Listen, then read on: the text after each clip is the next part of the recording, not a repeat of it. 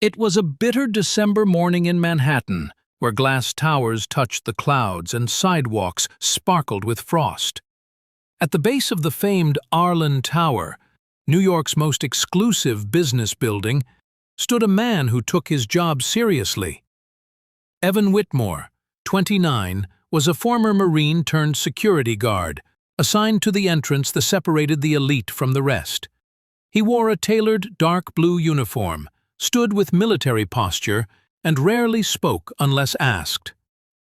Arlen Tower wasn't just a building, it was a fortress of wealth, power, and influence.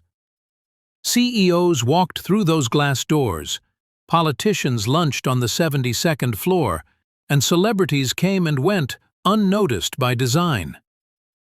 Evan, young, clean-cut, white, was the first filter at the gates of this empire. That morning, as the sun reflected off the chrome of the revolving doors, Evan saw them, a woman wrapped in a second-hand coat, her shoes soaked from slush, her skin deep and radiant against the dull gray around her.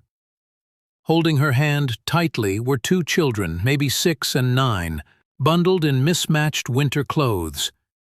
Their cheeks were red from the wind, their eyes wide with quiet hope. Evan's expression hardened instinctively. They didn't belong here. Not by how they looked, not by how they dressed, not by how they walked slowly and uncertainly toward the entrance as if asking permission from the walls. The woman stopped just a few feet from Evan. She looked up, her voice polite but steady. "Hi. We have an appointment with Mr. Lansing. The children's names are Isaiah and Eden. They're here for the scholarship interview." Evan didn't budge. His tone was clip. "This is a private building, ma'am. No walk-ins." The woman offered a soft smile, one that hinted at practiced patience. She reached into her purse and pulled out a printed letter with an official seal. "It's all here, signed and dated. We were asked to arrive by 9:15. Mr. Lansing's office sent this directly." He didn't look at the letter. He stared at her, her hair tucked beneath a wool cap, her accent mild but unmistakably Southern, her stance quiet but dignified. His training didn't tell him to turn people away based on appearance, but something inside him did, something he hadn't questioned in years. "I'm going to have to call to confirm," he muttered. "Please wait outside." "Outside?" she repeated, eyebrows knitting in confusion. "It's freezing. Can't we wait inside the lobby while you call?" He shook his head. "I don't make the rules." Her younger child coughed. The older one looked up at her, uncertain. She hesitated, then led them back toward the sidewalk. They stood there, shivering, their breath like fog. People passed. Suited men. Foundation, and one of the few people in the building who had grown up without wealth. She watched the security guard at the door, watched the woman and her children. And then she picked up her phone. Vanessa Morrow wasn't someone who interfered lightly, but something about that mother's face tugged at a place deep inside her, a memory she thought she'd buried. As she watched the woman and her children tremble on the curb, she dialed directly to the tower's reception. "This is Vanessa," she said. "Get me Evan Whitmore at the front door, now." Evan answered with the same clipped tone. "Yes, Ms. Morrow? I just saw you turn a woman and 2 children away." "They didn't appear to be cleared guests. I was verifying their identity." "I sent that appointment confirmation myself," she cut in sharply. "Her name is Mariah Jordan. Her sons are here for the Arlen Future Minds Initiative, a full-ride scholarship interview. That woman is more than cleared. You just told 2 children to wait in the cold because of how their mother looked." Evan stiffened. The line was quiet. Then he replied, "I didn't mean—" "Intent doesn't change impact," Vanessa said coldly. "You let them in. Now." Evan hung up and walked to the sidewalk. Mariah didn't say anything. Her eyes met his, calm, tired, unflinching. He looked down as he opened the door. "You can come in now," he muttered. Inside, the warmth hit them like a wave. The boys exhaled in relief. Mariah thanked him gently. No sarcasm, no anger, just quiet dignity. They sat on a bench near the elevator. Evan stood by the front glass, watching them. Something shifted inside him, something uncomfortable. He had looked at that woman like she was less, and still she looked at him like he was human. Upstairs, Vanessa was waiting. She greeted the family with a warmth that made the boys light up. "You must be Isaiah and Eden," she smiled. "And you must be Mariah Jordan. You've come a long way." Mariah smiled back, exhausted but grateful. "It wasn't easy," she admitted. 3 buses from Newark, then a walk. But I wasn't going to let them miss this. Vanessa led them to the conference room where the interview panel waited. As Mariah sat outside the door, her sons inside, she watched through the glass. Watched her boys answer questions with wide eyes and nervous confidence. Watched them smile when someone laughed at their jokes. Watched them come alive. Downstairs, Evan still stood by the door. His mind wasn't on the next visitor. It was on her face. The moment she'd thanked him. The warmth in her voice despite what he'd done. He didn't understand why it shook him so hard. Evan Whitmore finished his shift in silence that day. He didn't talk to his co-workers or stop for coffee on the way home. He just walked through the city with the weight of something new pressing down on him. Shame. The kind that doesn't scream but whispers relentlessly in your ear, "You were wrong." He sat at the edge of his bed, uniform still on, thinking about the last few years. Evan hadn't always been like this, rigid, mistrustful, cold. But somewhere along the line, working security in New York hardened him. It made him suspicious of anyone who didn't look like they belonged. The job trained his eyes, but it numbed his heart.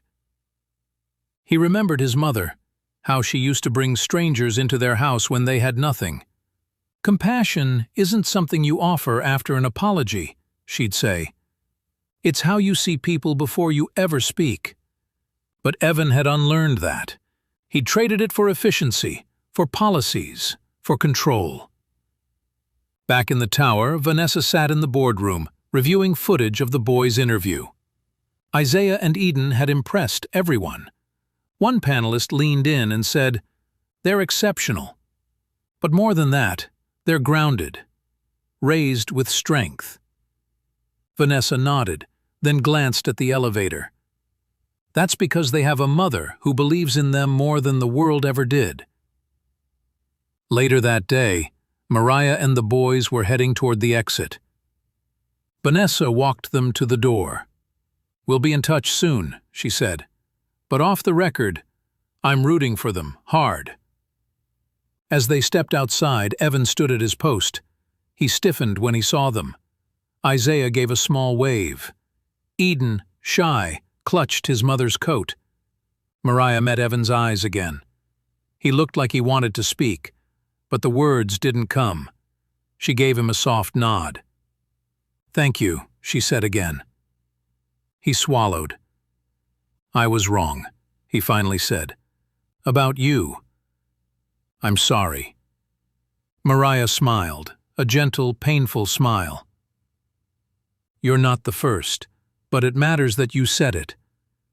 Then she walked away.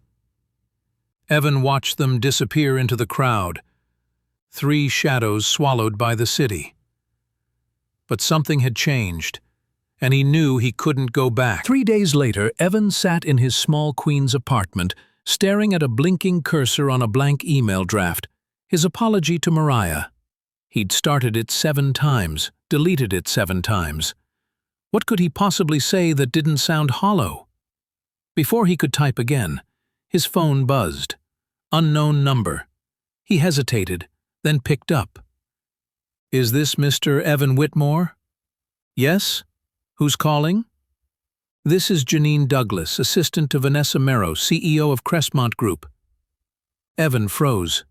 "Yes?" "There's an event this weekend at Crestmont's charity gala. Ms. Merrow would like you to attend. It's a formal invitation." He was speechless. "Why me?" "You'll understand when you arrive." Saturday night, Evan walked into the marble lobby he used to guard. Now, in a borrowed suit and with uncertain steps, he was led to the rooftop terrace. The crowd glittered, city officials, CEOs, philanthropists. Evan felt like a misplaced puzzle piece. Near the center stage stood Mariah, radiant in a deep emerald dress, flanked by her sons in crisp black suits. Isaiah was holding a microphone. "My mom taught us to stand tall, even when the world lowers its eyes at you. That's why we created Gatekeepers, a nonprofit that provides support and mentorship for underserved youth turned away by institutions." Applause. Then Vanessa took the mic. "When I met Isaiah and Eden, I knew we needed them. But I didn't know the full story until later. The same building that opened doors for them first tried to keep them out." The crowd shifted uncomfortably. And yet, because of that moment, a conversation began, one we all needed. And tonight, I want to honor someone who decided to face his own bias and grow. She turned. "Evan Whitmore, please come forward." Every eye turned. Evan felt his feet cemented to the floor. But Mariah smiled at him, gently, encouragingly. He walked to the front. Mariah extended a plaque. It read, "To those who choose growth over pride and courage over silence, may your humility inspire change." His hands trembled. "I don't deserve this," he whispered. Mariah leaned in. "You didn't, but you do now." And that was the night a security guard stopped guarding his heart and began guarding what truly mattered. Weeks passed after the gala, but the moment never faded. For Evan, it became the turning point not just in how others saw him, but in how he saw himself. He wasn't the same man who stood stiffly at the entrance of that marble tower, armed with suspicion and silence. He had looked in the mirror and confronted what he didn't like. He didn't return to his old job. Instead, Evan joined Gatekeepers as its director of community engagement. He worked alongside Mariah and her sons, visiting schools, mentoring teens, speaking at forums where he once would have remained in the background. The irony never escaped him. The man who once turned people away was now helping open doors. As for Mariah, her voice became one of the most respected in the city's social advocacy circle. Not because she was loud, but because she was calm, consistent, and never bitter. She often told her story not to shame anyone, but to remind people what real strength looked like, walking away from hate with your dignity intact. One rainy afternoon, Evan and Isaiah stood in front of a school auditorium, preparing for a talk. Isaiah looked at Evan and said, "You know, that day at the building, I hated you." Evan nodded slowly. "I know. I hated who I was too." Isaiah gave a small, understanding smile. "But now, you're part of the reason I believe people can change." That night, as Evan walked past the same glass doors where he once stood guard, he noticed something new. There was a plaque bolted beside the entrance. "This building stands for all, every race, every mother, every child, every heart." Underneath it, smaller text read, "In honor of those who choose humanity over hierarchy." He touched the plaque gently. It was cold to the touch, but warm in meaning. And for the first time in a long time, Evan Whitmore, once a gatekeeper of walls, had become a builder of bridges. Moral: justice doesn't always begin with punishment. Sometimes it begins with a pause, a second look, and a choice to be better. Because redemption isn't found in titles, it's found in the courage to change.